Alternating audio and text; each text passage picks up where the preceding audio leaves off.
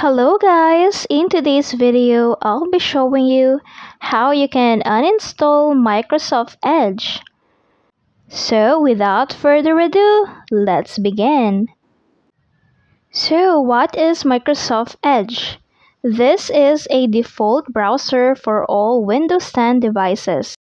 But for example, you install this to your mobile phone or to your Android phone, you can easily uninstall this Microsoft Edge.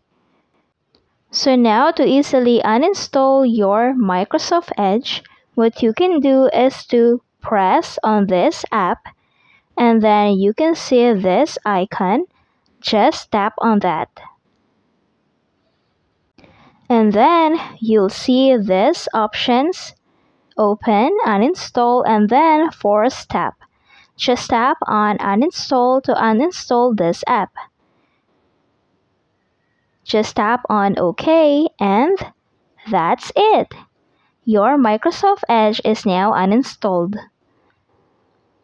Thank you for watching. Don't forget to like and subscribe.